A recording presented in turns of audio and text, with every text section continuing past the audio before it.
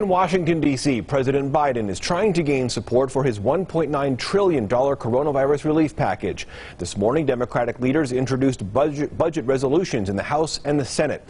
That means they could pass President Biden's relief package with no support from Senate Republicans. We are not going to dilute, dither, or delay. The needs of the American people are so demanding. We need to think big, and we need to act quickly.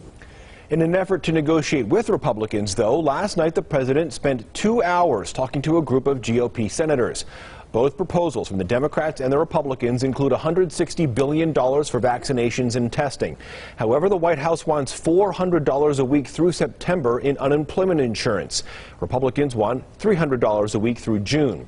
The Biden administration is also proposing $1,400 stimulus checks, while GOP lawmakers propose $1,000 for people in lower income brackets.